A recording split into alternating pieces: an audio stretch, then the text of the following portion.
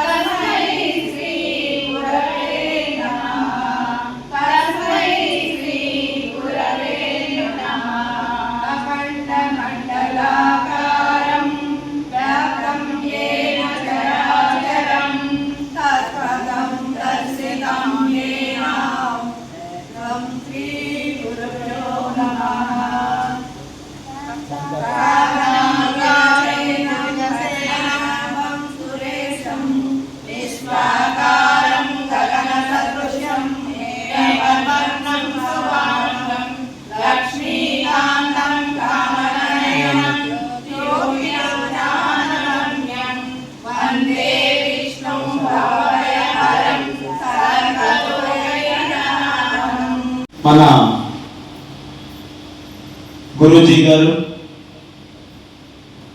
1994 సంవత్సరంలో, మీకు అప్పుడప్పుడు చెప్తూనే ఉంటాను క్లాసులో, 94 సంవత్సరం ఆగస్టు 10వ తేదీన మంగళగిరి కేంద్రంగా శ్రీ వెంకటేశ్వర యోగ సేవా కేంద్రం అని స్థాపించి ఎంతోమందిని గురువుల్ని తయారు చేసి ప్రతి గ్రామానికి ప్రతి పట్టణానికి, అదేవిధంగా యుఎస్లో కూడా, హైదరాబాద్లో కూడా ఇలా శాఖోపశాఖలుగా విస్తరించి మానవ సేవయే మాధవ సేవ అని తలంచి ఎన్నో కార్యక్రమాలు యోగంతో పాటు ఎన్నో నిర్వహిస్తూ మా అందరికీ ఆదర్శప్రాయంగా,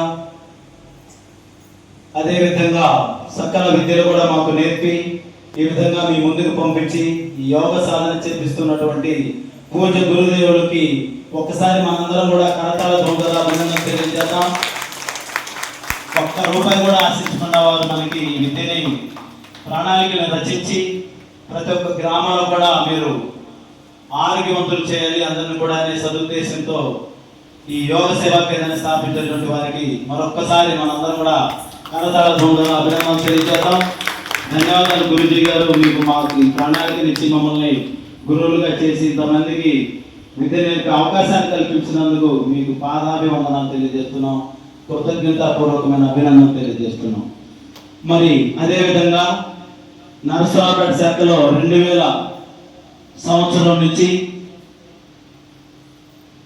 యోగ శిక్షణ ఇస్తున్నటువంటి, మాకు విద్య నేర్పినటువంటి శ్రీ పరికల్పయోగ గురూజీ గారు, శ్రీ కురిశెట్టి వెంకట జనార్దన్ గురూజీ గారు అన్ని సంవత్సరాలు బట్టి కూడా మాకు అందరికి కూడా నరసరావుపట్టణంలో చాలా వరకు విద్య నేర్పారు. దాదాపు 15,000 నుంచి 20,000 మందికి విద్య నేర్పినటువంటి శ్రీ జనార్దన్ గురూజీ గారు కూడా మనం అభినందన తెలియజేద్దాం కరతాళ ధ్వనుల ద్వారా. వారిని ఇప్పుడు వారి సందేశాన్ని ఇవ్వాల్సిందిగా ఆహ్వానిస్తున్నాం. ఓం శ్రీ గురుభ్యో నమః. వసుదేవసుతం దేవం కంసచాణూరమర్ధనం దేవకీ పరమానందం కృష్ణం వందే జగద్గురుం. హరి ఓం. ఈ రోజున ఈ ప్రాతకాలంలో ఆ భగవంతుడు మీ అందరి దగ్గర మాట్లాడే అవకాశం ఇచ్చినందుకు చాలా చాలా ధన్యవాదాలు. అదేవిధంగా వేదిక నడిపించినటువంటి పెద్దలు మురళి గారు, సీఎం గారు, అదేవిధంగా నారాయణమూర్తి గారు, ఇక చెప్పేదండి మీ గురువు గారు, అదేవిధంగా తిరుపతిపేట శాఖ మధుర కాశ్మీర్ గారు, అందరూ మాకు శిష్యులే. అంటే నారాయణమూర్తి గారు కాకుండా సో మురళి గారు ఏంటంటే అప్పుడప్పుడు వచ్చిపోయారు, కానీ మన దగ్గర ఇప్పుడు శిక్షణ తీసుకోవాలి. ఆయన చాలా గొప్ప వ్యక్తి, దాంట్లో అనుమానం లేదు. ఇక్కడ మనకి ఫస్ట్ ఆఫ్ ఆల్ ఆలోచించవలసిన విషయం ఏంటి అని కానీ ఒక ప్రశ్నిస్తుంటే యజ్ఞం అనేది మనందరూ వింటాం. చాలామంది యజ్ఞాలు చేస్తుంటారు, రాజరికంలో జరుగుతుంది. ఎందుకంటే గోల్డ్ అంటే ఖర్చు కాబట్టి ఒక యజ్ఞం చేయాలి అని కానీ మనం సంకల్పించుకుంటే దానికి 16 మంది పురోహితులు కావాలి. ఒక భార్య భర్త జంట బతుకున్నాళ్లే కావాలి. ఇలా ఈ 18 మందితో చేసేదే యజ్ఞం. గొప్ప యజ్ఞ ఫలితం వస్తుంది అని చెప్పి పురాణాలు మనకి తెలియపరుస్తుంది. అంతకంటే గొప్ప ఫలితం వచ్చేది ఉందని గీతలో కృష్ణ భగవానుడు బోధించాడు. ఏంటయా అంటే, ఇతరులకు ప్రతిఫలాన్ని ఆశించకుండా సేవగాన్ని చేస్తే అంతకన్నా గొప్ప ఫలితం వస్తుంది అని చెప్పి తెలియపరచడం. ఇది యథార్థం కానీ కల్పన మాత్రం కాదు. ఆ గీత భగవంతుని భగవద్గీత చదువుతుంటే మనందరికీ తెలుస్తుంది. మరి ఇతరులకి ప్రతిఫలాన్ని ఆశించకుండా సేవ అనేది ఏంటంటే, సాధన చేసే మనకి కొంతమందికి 6 నెలలు, కొంతమంది 3 నెలలు, శరీర ఆకృతిని బట్టి కొంతమంది సంవత్సరం, ఇలా టైం తీసుకుంటుంది. వాటి సాధనలో ఉండటం గొప్ప తప్ప పెద్ద విషయాలు తెల్లబడటం లేస్తున్నాం, చక్కగా ఓంకారం చేసుకుంటున్నాం. అది చాలా మంది కర్మశేషన్ అనేది పెరిగిపోవడానికి. ఈ బ్రహ్మముక్త కాలంలో చేసేటటువంటి అదృష్టం భగవంతుడు అందరికీ ఇవ్వడు. యోగాకి రావాలి అన్న రాలేదు. అమ్మ దూరంగా ఉన్నాయి, చలిగా ఉంది, ఎండగా ఉంది, ఇలాంటి సమస్యలు వస్తాయి. నేను సాధన చేసిన కొత్తల్లో సుమారు 20 ఏళ్ళ క్రితం పూజ గురుజీ గారు ఉండి, నువ్వు చెట్లూరు పెట్టుకుంటే క్లాస్ చెప్పాయా? గురువు గారి మాట మనం ఎదురు మాట్లాడు మనసులో బాధగా ఉంది. నర్సరాపేటలో అంటే నేను 4 వేసిన, చెట్లూరు పెట్టంటే 3 లేకపోతే భగవంతుడా అని చెప్పి, సార్ ఇంకో గురువు గారు ఉంటే చూడండి సార్ అని మాత్రమే చెప్పాను. ఆయన ఒకటే చెప్పాడు. అక్కడ భిక్షమయ్య గురువు గారు SSI శాఖ బాగా పాతుకుపోయింది. కనీసం 8-10 మంది అక్కడ గురువులు ఉంటారు. వాళ్ళు కానీ చేరే ప్రశ్నలకు సమాధానం సమర్థవంతంగా చెప్పే శక్తి నీ ఒకటి ఉంది. కాబట్టి ఈ బాధ్యత నేను ఇస్తున్నా, నువ్వు మాత్రం పోయి చెప్పాలి అని చెప్పి కోరారు. సరే అలానే కష్టపడి చెప్పిపోయా. 4-5 సెంటర్లు చూశారు. చాలా ఆవేదన పెట్టారు. ఎందువల్లంటే కొంతమంది అందరూ ఈజీ చెప్తారు, ఉచితం అంటారు, బాగా డబ్బులు సంపాదించుకుంటారు, అది ఇది అన్నారు. నేననే పట్టించుకోవాలా? ఎందుకు మనం పట్టించుకోవాల్సిన అవసరం లేదు. వాళ్ళు అజ్ఞానంతో మాట్లాడే మాటలు మనల్ని కావాలనుకుంటే పోతుంది. ఇక అలా అని చెప్పేసి అయితే దైవంగా సాయంత్రం చౌదరి గారు స్కూల్కి వెళ్తాం. వాళ్ళు ఏమంటే రేపు పొద్దున్న 2 గారు అసెంబ్లీలో మీటింగ్లో అందరితో మాట్లాడదాము, కంపల్సరీ మీరు ఏంటంటే మళ్ళీ మాస్టర్ క్లాస్ అయితే వాళ్ళు ఏర్పాటు చేశారు. మరి ఆ రోజు నుంచి ఈ రోజు దాకా అప్పుడు 2 ఫస్ట్ బ్యాచ్, సెకండ్ బ్యాచ్ నేనే చెప్పడం జరిగింది. థర్డ్ ఫోర్త్ ఇంకో గురువు గారు. ఆ తర్వాత మాధవ ఎంట్రీ అయ్యారు. ఇంకా వారు సంపూర్ణంగా ఆ రోజు నుంచి ఈ రోజు దాకా 79వ బ్యాచ్ స్టార్ట్ అవుతుంది. ఎప్పుడో 20 ఏళ్ళ క్రితం స్టార్ట్ అయ్యి అలా సాధన చేసుకుంటూ సేవకి అంకితం పెట్టారు. Dedication service. అలా ఇతర ప్రాంతాలకు ఇతరులు అదేవిధంగా సత్యపల్లిలో స్టార్ట్ చేశారు. అది చిన్న ఇంట్లో 5-6 సిగ్నల్ పూర్తి ఆగిపోయింది సమస్య. అప్పటి నుంచి ఇక్కడ లేదు, విడిగా అది కూడా కొంతకాలం బాగా జరిగింది తప్ప అది కూడా నేనే వెళ్ళా. ఎందువల్ల నేనేమో దూరం అనుకోవాలి, నేను పట్టించుకోవాలమ్మా. గురువుగారు చెప్పారు నేను పోవాలి, ఇంకంతే, నో కాన్సెప్ట్ వస్తున్నాయి లేదు పోయి చేసేస్తే. ఇప్పుడు అక్కడ కూడా కొంచెం తక్కువగా కొత్తగా సిగరెట్ రన్నింగ్ అవుతున్నాయి, అంటే టోటల్గా సిగరెట్ మొత్తం రన్నింగ్ అవుతుంది. అలా మనం ఒక కొత్త దాని విధానంలోకి వెళ్ళిపోయి 10 మందికి సర్వీస్ చేయాలని ఇలా మనం ఇతర ప్రాంతాలకు పోతే ఎక్కువ మంది మోటివేట్ అనేది చేయడం జరుగుతుంది. ఇవాళ నర్సరాపేటలో లెక్కేస్తున్నాం అనుకోండి, ప్రజెంట్ 180 శిక్షణ రన్నింగ్ అవుతుంది శ్రీ పట్టాభాసం దేవస్థానంలో. అప్లికేషన్స్ లెక్కేసుకుంటే రిజిస్టర్లో ఎస్పీ ట్రైన్ వరకు 78 సీనియర్స్ ఉంటారు. వాళ్ళు నేను రిజిస్టర్లో చేయను. 100 రూపాయలు మెయింటెనెన్స్ ఇస్తే ఎంట్రీ చేస్తారు. లేదు అలాంటి ఒక సుమారుగా 99 తోటి ప్రజెంట్ ఇప్పుడు పొద్దున క్లాస్ చెప్పి మధ్యలో లేచి పక్కన అసిస్టెంట్ ఇళ్ళలో గురువులు ఉంటారు. వాళ్ళకి అది చెప్పి గొప్ప ఇంటి దీక్ష వస్త్రాలు కట్టుకొని ఇక్కడికి రావడం జరిగి మిమ్మల్ని అందరితో మాట్లాడటానికి ఆ భగవంతుడి అవకాశం. కాబట్టి మనం ఎక్కడ ఎప్పుడు ఎలా లేదు తెచ్చుకోవడం కాదు. ఈ గురువు గొప్ప, ఆ గురువు గొప్ప భేదభావం ఉండకూడదు. గురువుగారు మన కోసం వస్తున్నారు, చెప్తున్నారు, చేస్తున్నారు. అలా సర్వీస్ చేసుకుంటూ పోతే మీరు నేర్చుకునేది ప్రాక్టీస్ కాదు. అంతేగాని నేర్చుకుంటానే ఇక రాలే నల్లం ఎప్పుడైతే భగవంతుడా ఆయన తెల్లదం పడుతున్నాం అనుకో, ఈ పౌరం మీకు ఎన్నాడు వస్తుంది తెలుసా?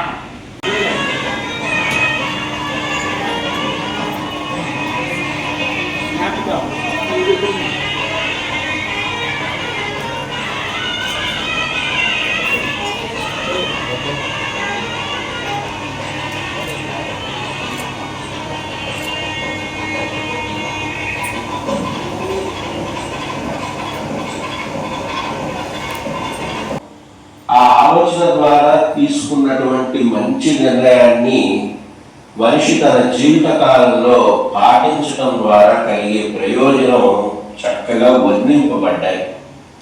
అందులో యమములో అహింస, సత్యం, అస్తేయం, బ్రహ్మచర్యం, అపరిగ్రహం అనే అత్యద్భుతమైన మూల సూత్రాలు ఉన్నాయి. ఈ ఐదింటిని కూడా కులాలకి, మతాలకి, ప్రాంతాలకి, భాషలకి అతీతంగా ప్రపంచ మానవులందరూ కూడా తెలుసుకోవాలి. ఎందుకని వీటిని తెలుసుకోవాలి అంటే ఇవి మానవ జాతి యొక్క పురోగతికి మూల సూత్రాలు. అందుకనే యోగం, విశ్వయోగం ఈ సృష్టిలో ఎక్కడి మానవుడైనా సరే దీన్ని అభ్యాసం చేయవచ్చు. విశ్వనరుడికి ఉపయోగపడేటటువంటి విద్య ఇచ్చినటువంటి దేశం భారతదేశం.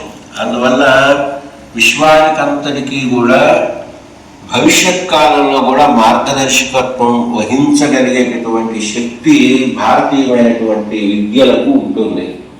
ఈ విద్యలు మనిషిని ఆలోచింపజేస్తాయి తప్ప బలవంతంగా మనిషిని మేము నమ్మిన దాన్ని మీరందరూ నమ్మాలి, ఆచరించాలి అని చెప్పవు. అది చాలా గొప్ప విశేషం. యమంలో ఉన్నటువంటి అహింసాతత్వం, సత్య నిష్ఠ, అస్తేయం, ఇతరుల యొక్క ధనాన్ని వాంఛించకుండా ఉండడం, బ్రహ్మచర్య పాలన, అపరిగ్రహం, ఏ రకమైన ప్రతిఫలాన్ని కోరుకోకుండా నిష్కామ్యంగా పనిచేయడం, ఇవన్నీ కూడా ఉత్తమ మానవ సమాజానికి చాలా అవసరం. అందులో ముఖ్యంగా మనసా వాచా కర్మణ ఉద్దేశపూర్వకంగా ఇతరులను బాధించకూడదు అనేటటువంటిది అహింసాతత్వం. ఈ అహింసాతత్వాన్ని మనం జీర్ణం చేసుకున్నప్పుడు, చక్కగా నేర్చుకున్నప్పుడు మానవ సమాజం చాలా ఆరోగ్యవంతంగా ఉంటుంది. అందువల్ల భారతదేశంలో ఆరాధన విధానాలు కూడా అనేక రకాలుగా ఉంటాయి. కొందరు విగ్రహారాధన చేస్తారు, కొందరు తమ మనస్సుతోనే ధ్యానంలోకి వెళ్ళి జ్ఞాన ఉపాసన చేస్తారు, కొంతమంది సేవనే దైవ కార్యంగా భావించి సేవలు చేస్తూ ఉంటారు. విగ్రహాన్ని పూజించడం ద్వారా కలిగే నిగ్రహం కూడా చాలా గొప్పది, అది భక్తి మార్గం. అలాగే దేహానికి ఆహారాన్ని మితం చేసి హితమైన ఆహారం మానవ సమాజానికి సేవలు అందించేటటువంటి మార్గం కర్మ మార్గం. అంటే భక్తి, యోగం, జ్ఞానం, కర్మ అనేటటువంటి 4 రకాల ఆరాధన విధానాలు మనకి భారతీయమైనటువంటి వేదాంతంలో, జీవన విధానంలో కనిపిస్తాయి. అందువల్ల మన మనస్సుకి ఏది నడుస్తుందో, మన గురువులు మనకి ఏది బోధిస్తారో, మన సమాజం దేన్ని అనుసరిస్తుందో దానిని మనం స్వేచ్ఛగా అనుసరించడానికి వీలవుతుంది. ఇది అర్థం చేసుకున్నప్పుడు విగ్రహంలో కూడా దైవత్వమే నిండి ఉందనే తెలుస్తుంది. తోటి మానవులను కూడా దైవ సమానులుగా చూసే లక్షణం మనకి లభిస్తుంది. అందుకే భగవద్గీతలో కృష్ణ పరమాత్మ కూడా అహమాత్మా గుడాకేశ సర్వభూతాశయ స్థితః అహమాదిశ్చ మధ్యం చ భూతానాం అంత ఏవ చ. చాలా స్పష్టంగా చెప్పారు.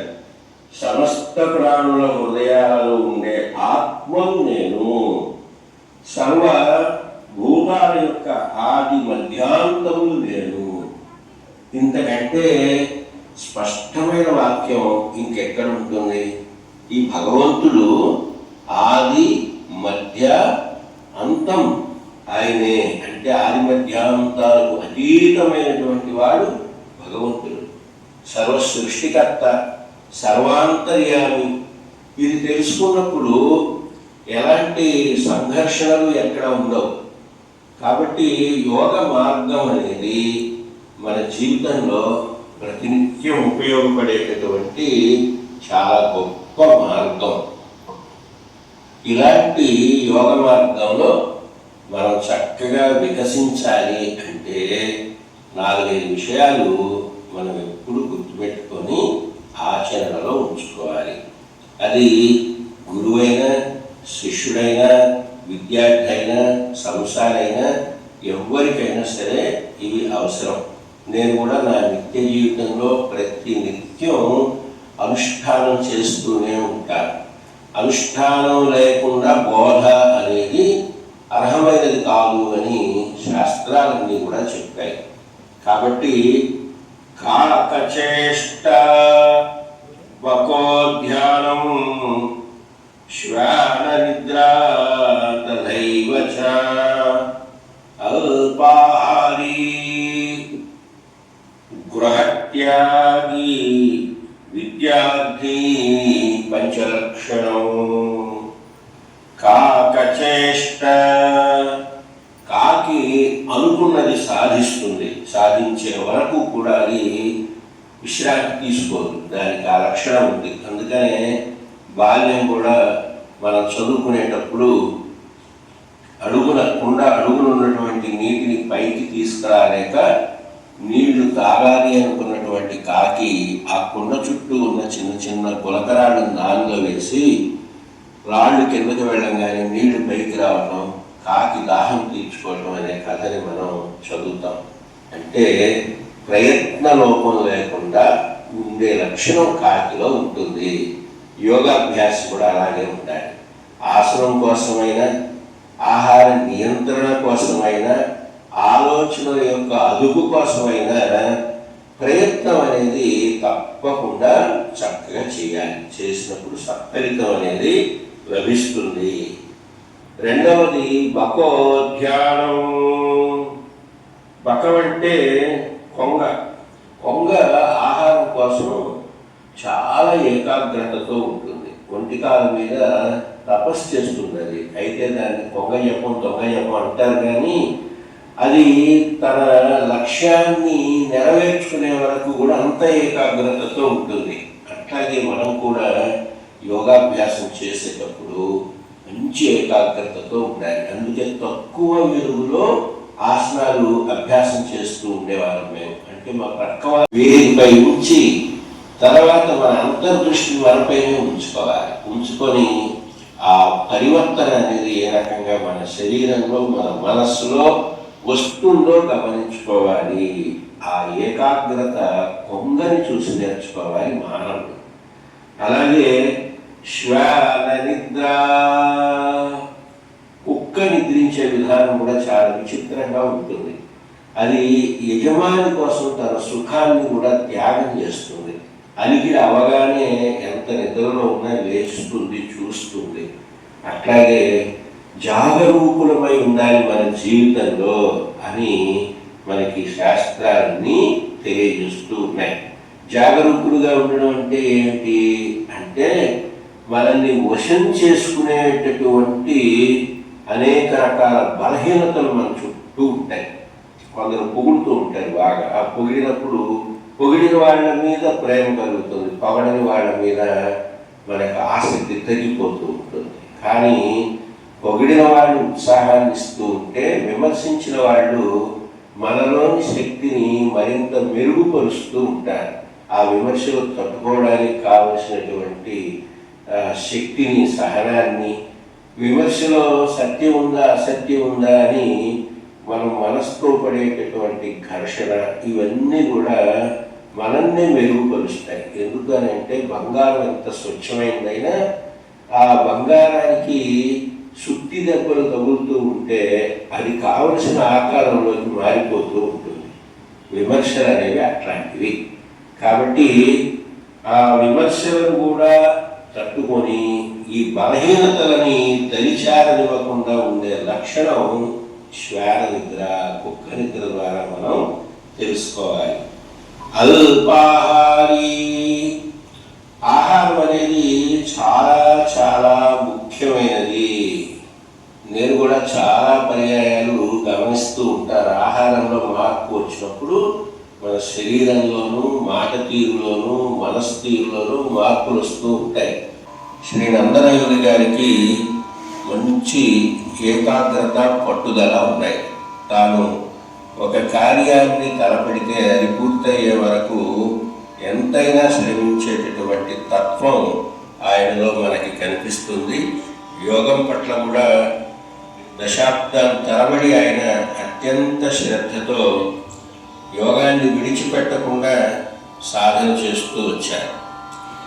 అలాగే అలాంటి పట్టుదల, ఆసక్తి యోగం పట్ల వారికి కలిగేట్టుగా ప్రేరణ ఇచ్చినటువంటి గురువులు శ్రీ పరికల్పయోగి గురూజీ జనార్దన్ గారు. వారి యొక్క నరసరావుపేట సేవలు అమూల్యమైనవి. అవన్నీ కూడా శ్రీ నందనయోగి గారి యొక్క మనస్సును ఎంతో ప్రభావితం చేశాయి. ఈ సందర్భంగా శ్రీ నందనయోగి గారు, జల్లి శ్రీనివాసరావు గారు, వారికి గురువులు శ్రీ పరికల్పయోగి గారు, జనార్దన్ గారు మాకు కూడా అత్యంత ప్రీతిపాత్రులైనటువంటి శిష్యులు. వారికి హృదయపూర్వకంగా అభినందనలు, ఆశీస్సులు తెలియజేస్తున్నాం. చిలకలూరుపేట గురువులు శ్రీ మాధవ సింహ యోగి గారు. వారు కూడా అత్యంత దూరమైన యోగా విస్తరణకి ఆయన చేసినటువంటి కృషి కూడా చాలా గొప్పది. దక్షిణాపేటలోనే మరొక మాతాజీ శ్రీమతి మంజుల భాషిణి యోగిని మాతాజీ. వారందరికీ కూడాను పరమేశ్వర అనుగ్రహం సదా ఉండాలి అని కోరుకుంటున్నాం. అలాగే ముఖ్యంగా ఈ శిక్షణా శిబిరం చక్కగా జరగడానికి ప్రధానమైనటువంటి కారకులు ప్యారడైజ్ ఫంక్షన్ ప్యాలెస్ యొక్క అధినేతలు. వారు కూడా ఈరోజు ముఖ్య అతిథులుగా విచ్చేస్తున్నారు. మరికొంతమంది ముఖ్య అతిథులు కూడా ఈరోజు రావటం జరిగింది. శ్రీ మేళ్ల చెరువు వీరాంజనేయులు గారు, శ్రీ భక్తుల మురళి గారు, శ్రీ నల్లూరి సూరిబాబు గారు, శ్రీ గంగూరి శ్రీనివాసరావు గారు, శ్రీ తెలప్రోలు సుభాష్ చంద్రబోస్ గారు. వీరందరికీ కూడా శ్రీ వెంకటేశ్వర యోగ సేవా కేంద్రం తరపున, గురు పరంపర తరపున ధన్యవాదాలు, శుభాశీస్సులు తెలియజేస్తున్నాం. ముఖ్యంగా సాధక మిత్రులు చాలా విశేషం. వారికి కలిగిన అనుభవాలు నలుగురికి చెప్పి యోగాన్ని ఒక సేవగా చేస్తూ ఉన్నటువంటి శ్రేయోభిలాషులైనటువంటి సాధకులకు కూడాను శుభాశీస్సులను తెలియజేస్తున్నాం. అట్లాగే అప్పుడప్పుడు నన్ను ఆత్మీయంగా పలకరించి నేను వెళ్ళి గ్రామీణ శాఖలో సహకారం అందిస్తాను అని చెప్పినటువంటి మన పూర్వయుగ సాధకులు శ్రీ రావూరి సాంబశివరావు గారు, ఇంకా పేరు తెలియని ఎంతోమంది సేవలు అందిస్తూ ఉంటారు. వారందరికీ కూడా పరమేశ్వరానుగ్రహం సదా లభించాలి అని కోరుకుంటున్నాము.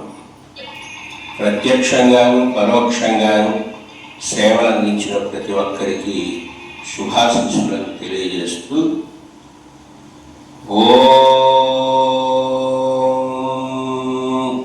శతవారం భవతి శతాయుష్మంతః పురుషః ఆయుష్యేవేంద్రియే ప్రతిష్ఠతి దీర్ఘమాయుః. శ్రీ అరవేల్ మంగా సమేత శ్రీ వెంకటేశ్వర స్వామి దేవతానుగ్రహ ప్రాప్తిరస్తు. హరి ఓం.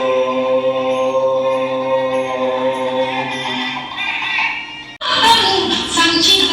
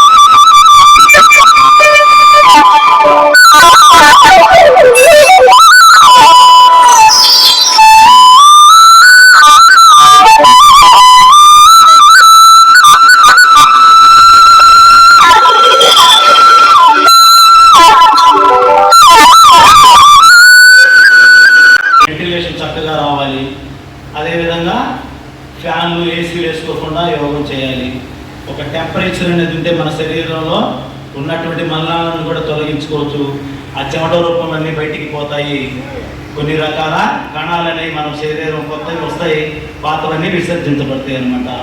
అదేవిధంగా అలా సాధన చేస్తూ మన జీవితాన్ని ధన్యం చేసుకోవాలి. అది మనసుతో చేయాలి అని చెప్పారు. ఊరికే శరీరాన్ని ఊపడమే కాదు, మనసుతో దాన్ని అనుసంధానం చేసుకుని చేస్తే చక్కటి ఫలితాలు లభిస్తాయి. మానసిక ప్రశాంతత అనేది కూడా లభిస్తుందని తెలియజేశారు.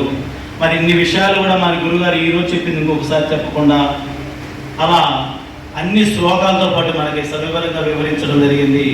మీకు అందరూ కూడా గ్రూప్లో పెట్టేస్తాను, అది చక్కగా విని దాన్ని ఆచరిస్తూ మన జీవితాన్ని ధన్యం చేసుకుందాం. చక్కగా యోగం పట్ల మన గురుగారు జనార్దన్ గురూజీ గారు చెప్పినట్లు పరికల్ప యోగి గారు ఈరోజు చేసింది ఈరోజే వదిలిపెడితే మనకు 3 నెలలే వస్తుంది. కానీ ప్రతిరోజు 1 గంట కష్టపడితే 24 గంటలు కూడా మనకు ఆ శక్తి అనేది మన నుంచి దూరం అవ్వదు. అలాంటి రుగ్మతల పాలవనివ్వదు శరీరం. కాబట్టి ఇవన్నీ కూడా తూచా తప్పకుండా పాటిస్తేనే ఎవరికైనా ఏమిటి చక్కగా మనం వాటిని పొందుతాం. ఆ శరీరం స్వీకరిస్తుంది. అలాంటి రుగ్మతల పాలవకుండా మన శరీరాన్ని కాపాడుకోవచ్చు. మనసు కూడా ప్రశాంతంగా ఉంటుంది. ఎప్పుడు ఇంకా చెప్పారు గురువుగారు, ఎవరైనా పుట్టినవాడు గిట్టగా మారడు. జాతస్య మరణంతో అని, జాతస్య హృదువో మృత్యు ధ్రువం జన్మమృతస్య చ తస్మాద పరిహార్యేతే నత్వం శోచితుమర్హసి నత్వం శోచితుమర్హసి. మరి అలా మనం పుట్టినవాడు మరణించక తప్పదు. మరి ఈ కొద్ది జీవితానికి మనం నాది నాది నాది అని ఆవేశపడి మరి సుఖదుఖాల శరీరాన్ని సుఖదుఖాలు బాగు చేయకుండా ఆనందంగా జీవితాన్ని గడపాలని మన జనార్దన్ గురూజీ గారు తెలియజేశారు. మరి వారి ఇరువురు కూడా కరతాలతో ఉంటారు. అభినందన తెలియజేస్తాం. మరి చిన్న ప్రార్థన చేసుకొని తర్వాత యోగ ప్రదర్శన అనేది మరి చేస్తారా? ఓం శ్రీ గురుభ్యో నమః. ఓం నమః శివాయ. ఓం నమః శివాయ. ఓం నమః శివాయ. ఓం నమో నారాయణాయ. ఓం నమో నారాయణాయ.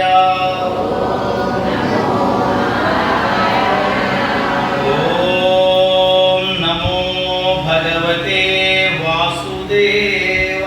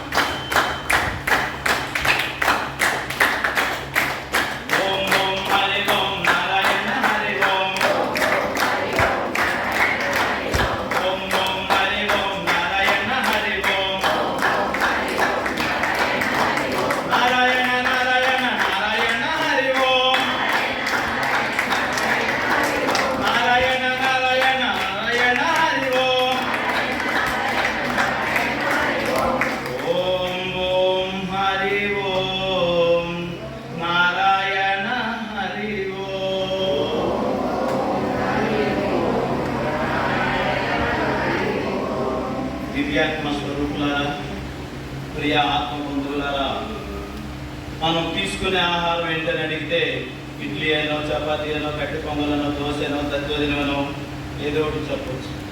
మరి మనసుకి ఆహారం ఏంటంటే భజనలు, కీర్తనలు, మరి ఆ భగవంతుడి పైన ధ్యానం చేస్తూ మనం కొంచెం సేపు ఈ షౌట్స్ కొడుతూ మరి ఈ లోకాన్ని మర్చిపోయాం. మరి ఈ షౌట్స్ కొట్టడం వల్ల మనకి శరీరానికి ఘర్షణ జరిగి ఎలక్ట్రిసిటీ అనేది పుడుతుంది. మన దేహం మొత్తం కూడా పాస్ అయ్యి కరెంటు ఆ శక్తి మనందరూ కూడా జీవిత పర్యంతం ప్రతిరోజు కూడా ఆ భగవంతుడిని ప్రార్థిస్తూ ఇలా భజనలు కీర్తనలు చేసుకుంటూ మన జీవితాన్ని గమ్యం చేసుకోవాలి, ధన్యం చేసుకోవాలి. కాబట్టి చక్కగా మరి ఎంతోమంది 28 మంది దాకా ఈ శిబిరంలో జాయిన్ అయ్యి చక్కటి సహకారాన్ని అందించారు నాకు. మరి మేము ఈ విద్యను నేర్పే విషయంలో ఏదైనా చిన్న చిన్న తప్పులు మిమ్మల్ని ఇబ్బంది పెట్టి కానీ, అదేవిధంగా సహాయ గురువులు కానీ, ఏదైనా కానీ సీనియర్స్ కానీ మిమ్మల్ని ఏదైనా మీ మనసుకి గాయం చేసే విధంగా ఎవరైనా ప్రవర్తిస్తే మమ్మల్ని క్షమించవలసిందిగా ప్రార్థిస్తున్నాను. లేదండి మీరు మా మెరుగుపడటం కోసమే ఆసనాలు కానీ మా భవిష్యత్తు కానీ ఉపయోగపడిన చేశారంటే కర్తాళ ద్వారా అభినందన. థ్యాంక్ యూ, ధన్యవాదాలు. మీ అందరూ కూడా చక్కగా అందరూ కూడా ఇచ్చేసారు.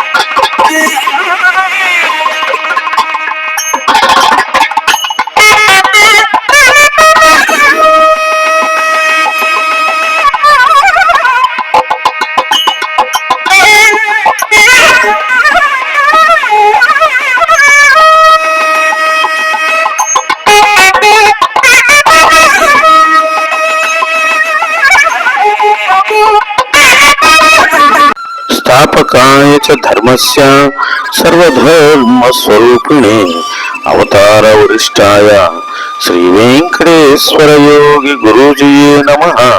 మన ఛానల్ని సబ్స్క్రైబ్ చేయండి, లైక్ చేయండి, షేర్ చేయండి. జై గురుదేవ్, శ్రీ గురుభ్యో.